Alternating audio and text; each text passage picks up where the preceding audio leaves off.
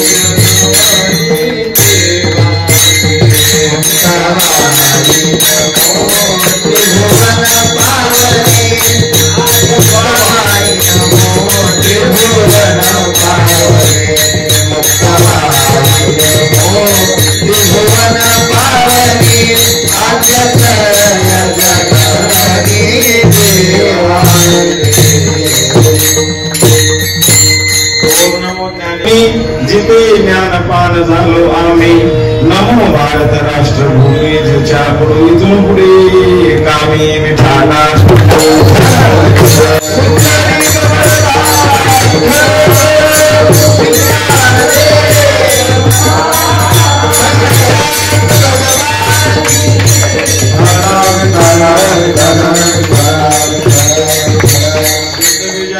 शुद्ध बीजापोटी फळे रसाल गोमटी मुखे अमृताची वाणी देह देवाची कारणे प्रसुप्राप्त प्रसंगी कीर्तन सगळे निवडलेला अभंग मानववर भक्त देवचे सुप्रसिद्ध साधू देव मान्य संत मान्य लोक मान्य जगद्गुरु तुकाराम महाराज यांचा उत्कृष्ट असा चरणाचा साधूच्या जीवनाची कृतज्ञता आणि साधूच्या दर्शनाची सफलता या अभंगात जगद्गुरु तुकाराम महाराज वर्णन करतात.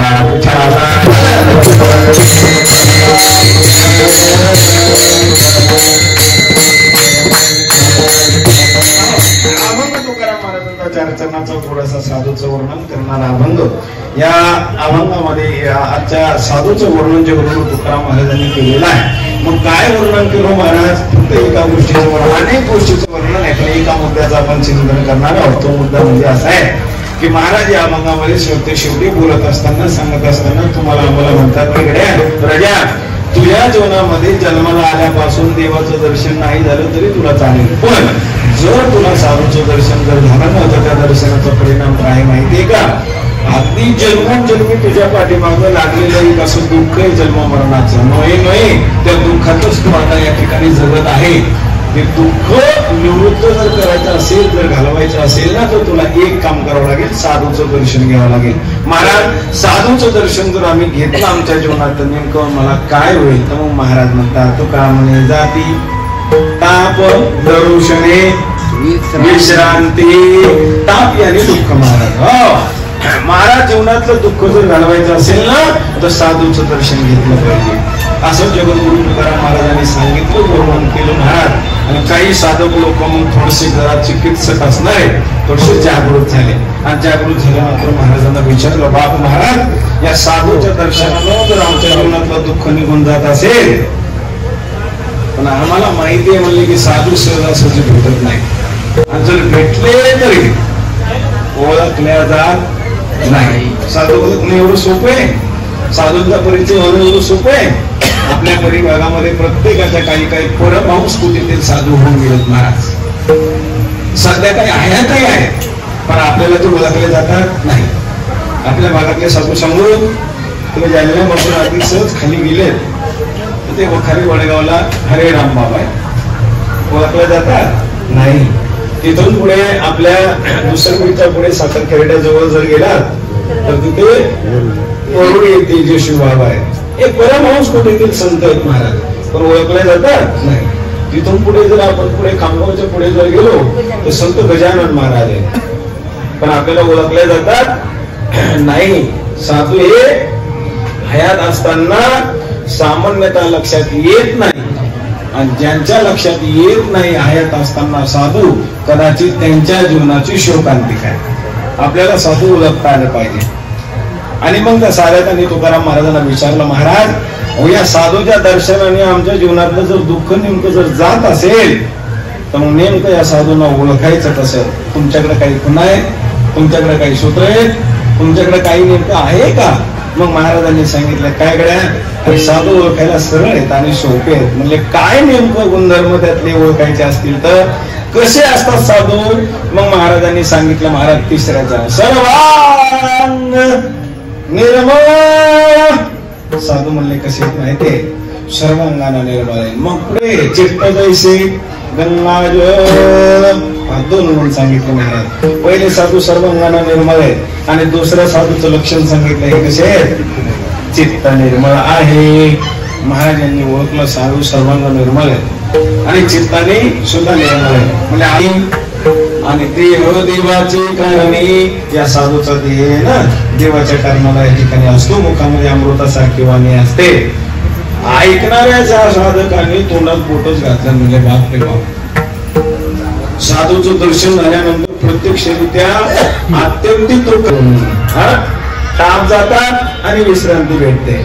नंतर साधू सर्वांगानं निर्मळ आहे आणि चित्त गंगेसारखं पवित्र आहे. पुढे साधूच्या मुखामध्ये अमृतासारखी वाणी आहे आणि पुढे देव देवाच्या कारणाला आहे. आणि एवढे ही सर्व गुणधर्म नेमकं साधूकडूनच कशामुळं? तर मग तुकाराम महाराज म्हणतात, गड्या अशा लोकांचं बीज शुद्ध असतं. शुद्ध बीजापोटी आणि फळे रसाळ घुमटी विठाला.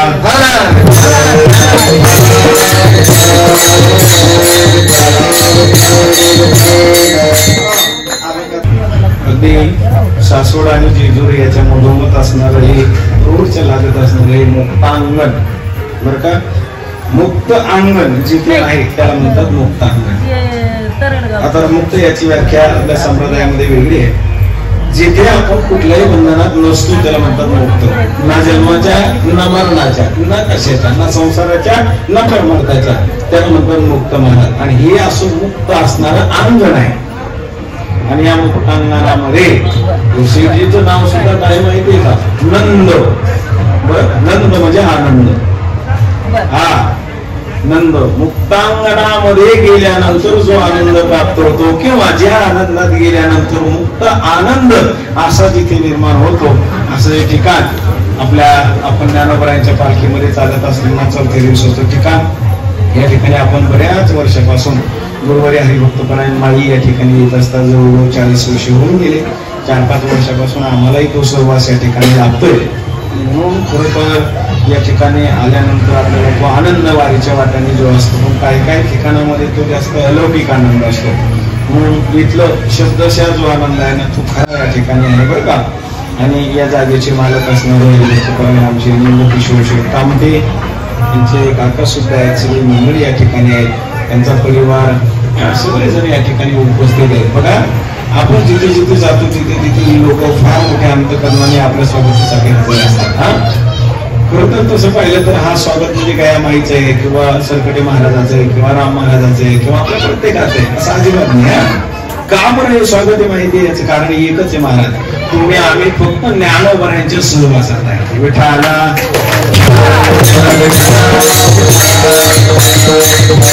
परिवार या ठिकाणी आहे, आई आहे, त्यांची मंडळी आहे, त्यांचा मुलगा आहे, सगळा परिवार. आणि ते 12 महिने 18 काळ इथेच असतात.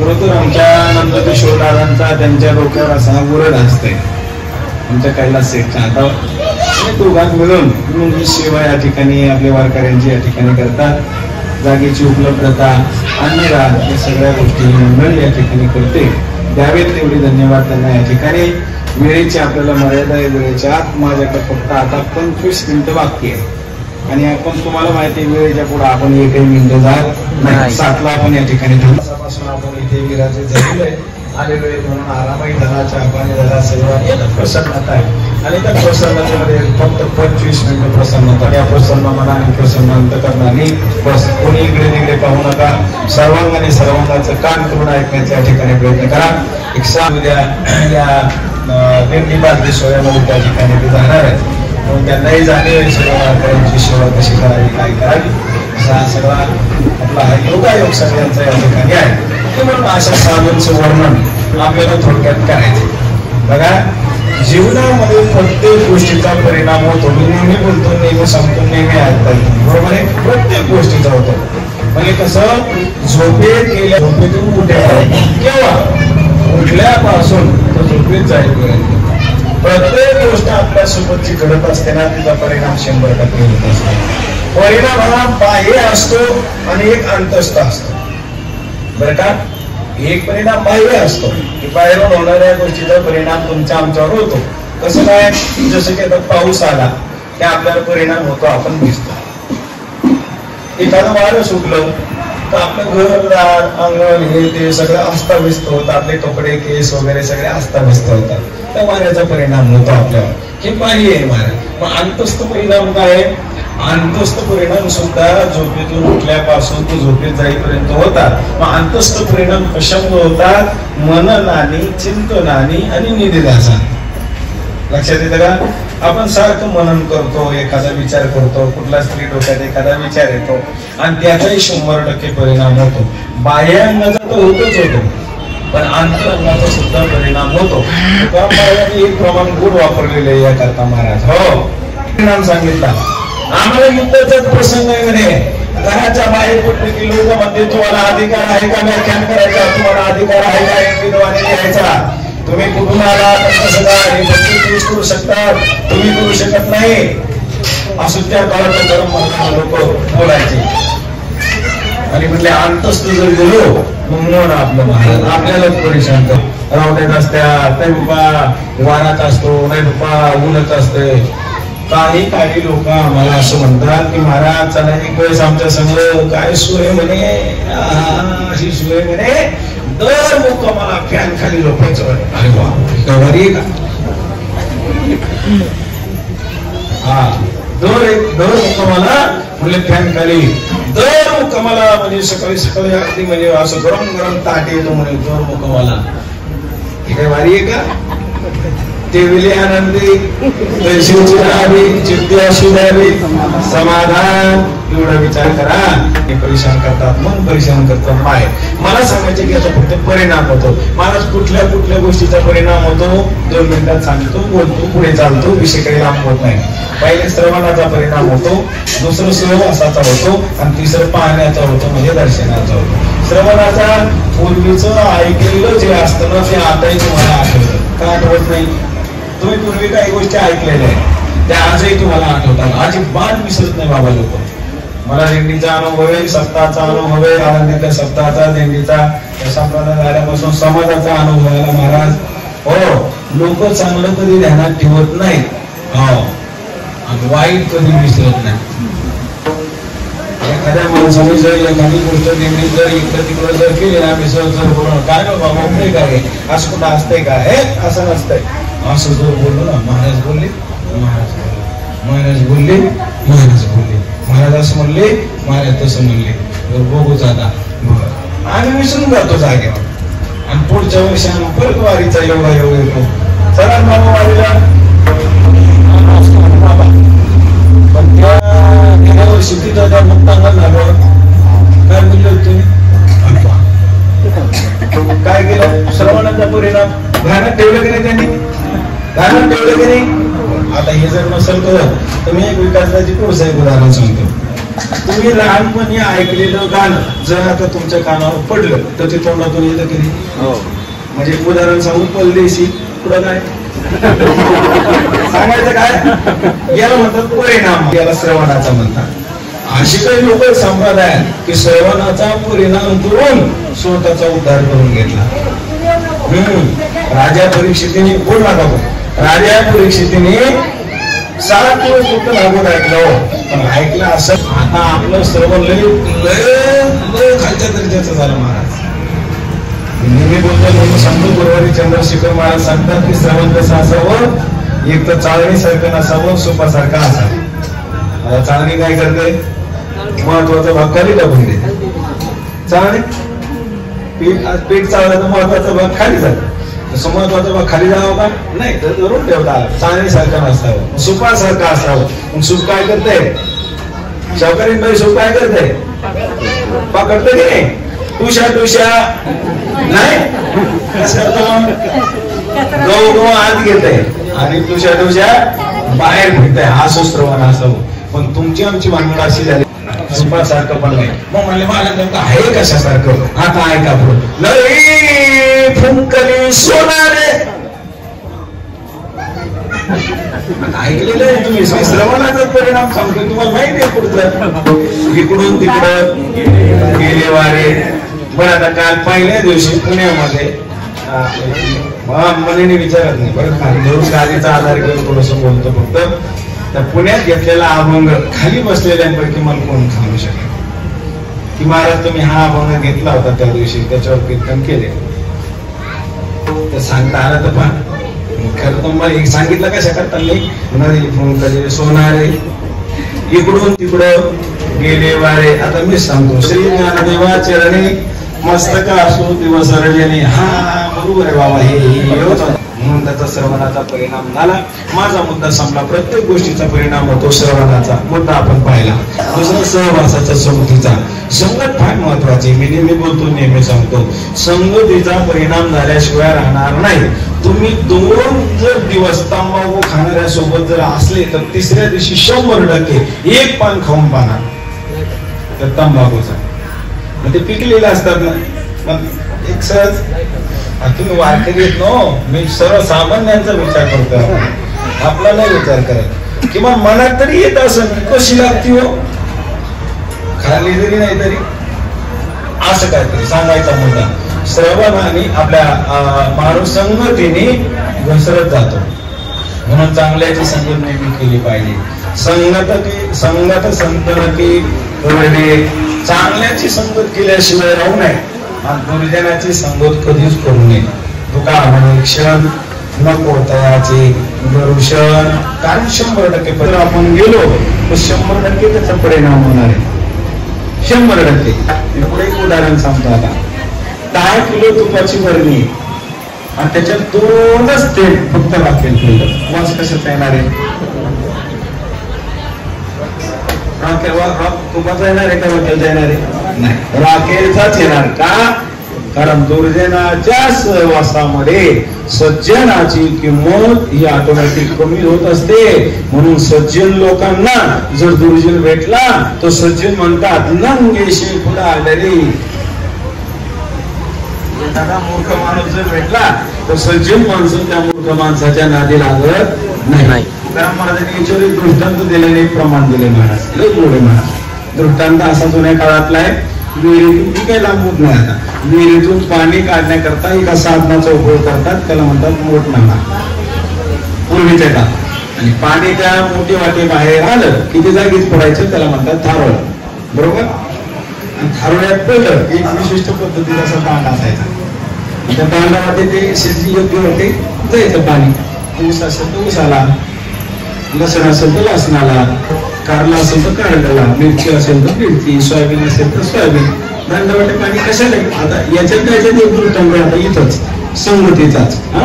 आता तेच पाणी ऊसाला गेलं, कसं झालं? गोड झालं. तेच पाणी मिरचीला गेलं, कसं झालं? तिखट. तेच पाणी कारल्याला गेलं, कसं झालं? सहवासाचा परिणाम बदलला काय त्याचा? त्याच्यावर झालेला परिणाम सुद्धा बदल, त्याची चव बदलली की नाही? तेच पाणी असं म्हणतात की जर वरच्या पावसाचं जर गटारात पडलं, वरचं पावसाचं पाणी तर गटारच होतं. हेच वरचं पावसाचं पाणी एका नक्षत्रामध्ये जर स्वाती नक्षत्रात जर शिपल्यात पडलं तर मोती तयार होतो. आणि तेच पाणी सापाच्या तोंडात जर पडलं वरचं त्या नक्षत्रामध्ये तर त्याचं काय विष तयार होतं. सहवास कसा आहे तसं मी पाणी सांगत होतो. विहिरीतून काढायचं योग्य दिशेमध्ये चाललेलं आहे. पण प्रकार असा झाला त्या दांडावाटे पाणी योग्य दिशेला चाललं होतं पण त्याच्यात आडवी काडी पडली. आडव्या काड्या या समाजात इतक्या भारी येत आता बाबा आडव्या काड्या का जायचे दिंडीला सरकटे बाबाच्या दिंडीला पत्रिका पाहिली पी म्हणे त्याच्यात त्या महाराजाची रोज कमी पडली आडवी काडी. नुसतं बोलण्यातून एखाद्याच्या परिचय नेमका चेहरा बदलला नुसतं असं जरी केलं तर पुढचे सगळ्या मानगडी मिटल्या. सांगायचा मुद्दा काय मला इथं असं सांगायचं होतं काय नाही. बाळा पाचवा आला धाम मुक्कामाला, कारिकत्र आला राही मुक्कामाला आणि त्या काडीनं तयार केलं फुरसन. नदीकाठचे सगळे लोक आहेत, फुरसन सगळ्यांना माहिती आहे. आणि फुरसन तयार केलं त्या फुरसनाने प्रकार शेती असा झाला योग्य दिशेला जाणारं पाणी एक तर पूर्णतः बंद पडलं नाही तर त्या दांडाच्या बाहेरून व्हायला लागलं. म्हणजे दांड फुटला. म्हणजे काय झालं बाजूने दोन्ही काकावून वाहायला लागलं. तसं तुकाराम म्हणाल पडे काडी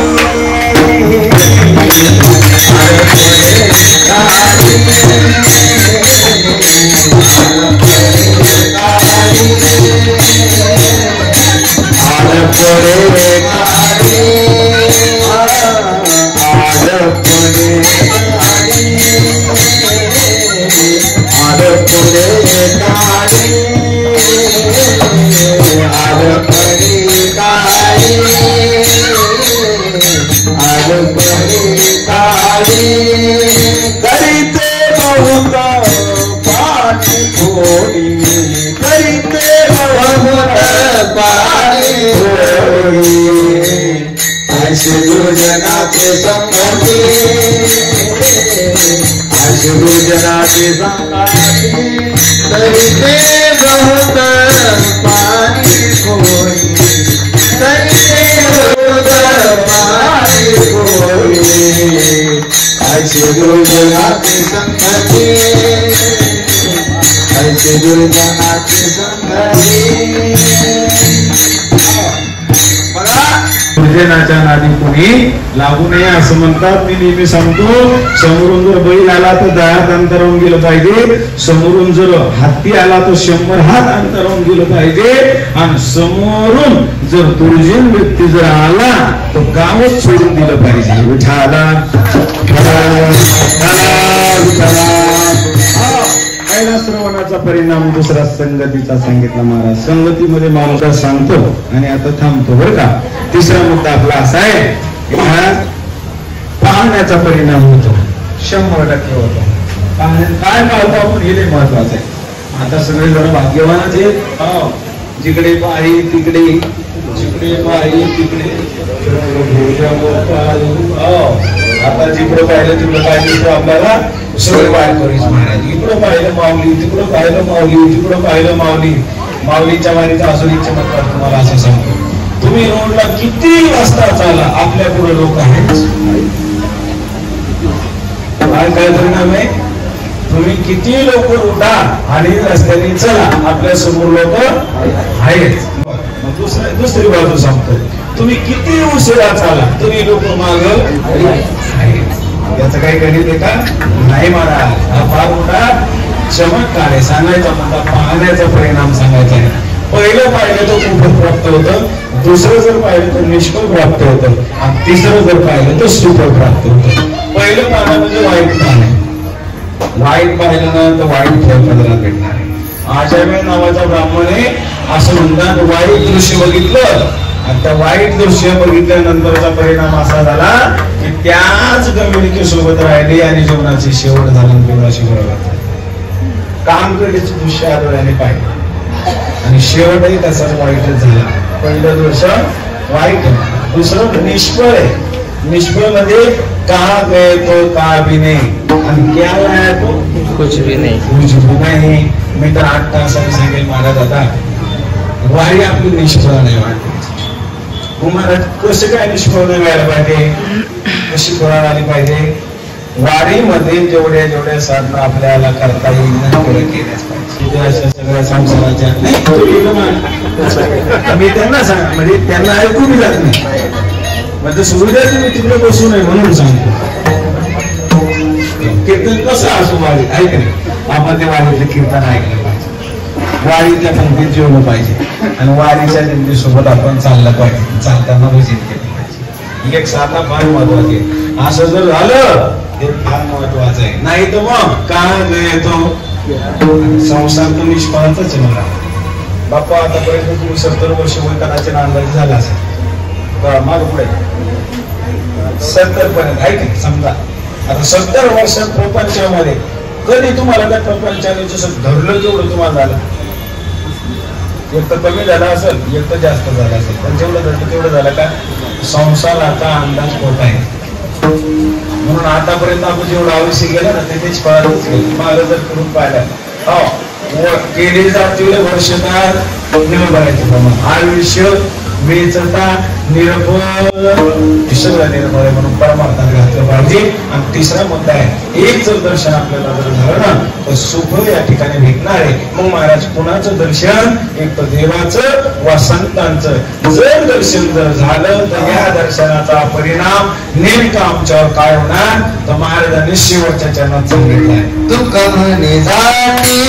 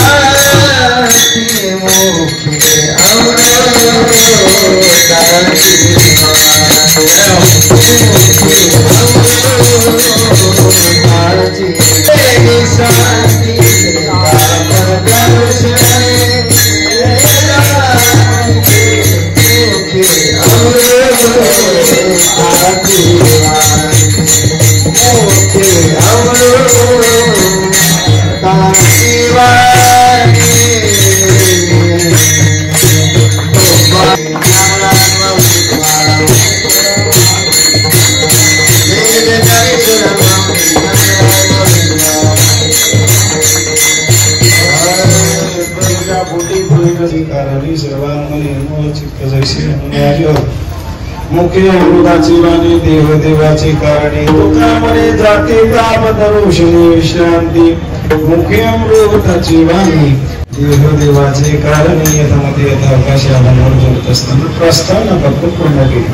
आव्हानाचं नंतर पहिलं जेवण झालं पण पहिल्या जेवणाचा भाव नेमका काय तो 2 मिनिटात तो असा सांगतो की जर आपल्याला साधूचं दर्शन जर झालं तर आपल्या जीवनातलं दुःख या ठिकाणी नाहीच होतं. म्हणजे ताप या ठिकाणी जातात. प्रामुख्यानं 3 ताप आहे, एक आदि दैविक आहे, एक आदि भौतिक आहे आणि एक आध्यात्मिक ताप या ठिकाणी आहे. त्रिविध तापाची झाली देखीलाचे वैष्णवांचे कुणाचे गेले याचे दाखले सुद्धा या ठिकाणी आहे. म्हणजे कुणाचे जगद्गुरु तुकाराम महाराजांचं चरित्र जर पाहिलं तर एक रामेश्वर शास्त्री रामेश्वर भट्ट नावाचं मोठं व्यक्तिमत्व आणि त्यांच्या अंगाची आग होत होती म्हणजे दाह होत होता. बरोबर आध्यात्मिक ताप दाह होत होता.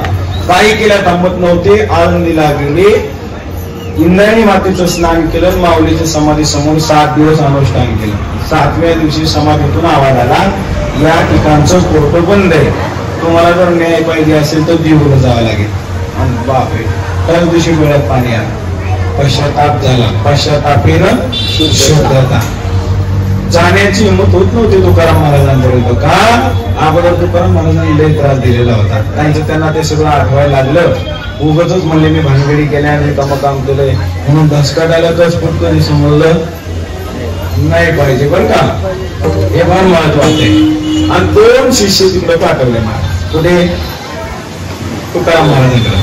त्यांनी एक अभंग दिला. चित्त शुद्ध तरी शत्रु मित्र होती व्याघ्रण करते सर्पतया.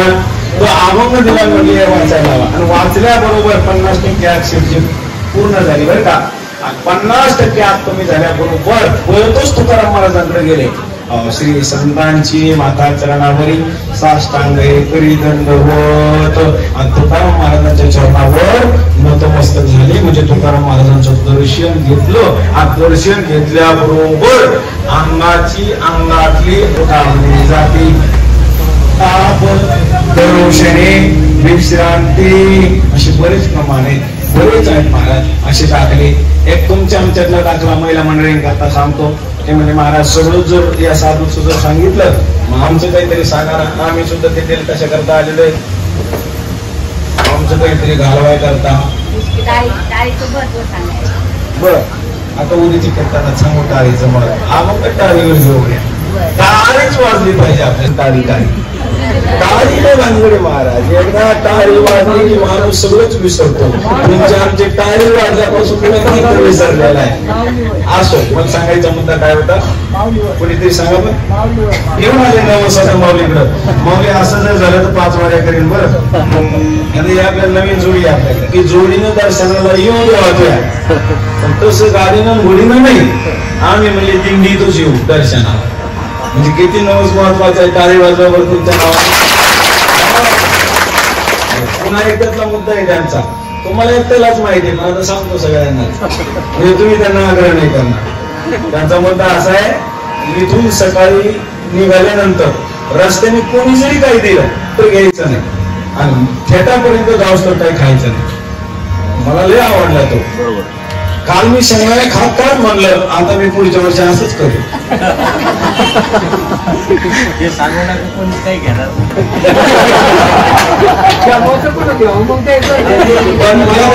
मी खात शेती नवस केला की नाही की मी पुढच्या वर्षी काही म्हणजे खाणार नाही. म्हणजे कधी त्यांच्या संकल्पनासारखं रस्त्याने कोणी काही दिलं तर खायचं नाही आणि घ्यायचं. घेता नाहीच आता मी.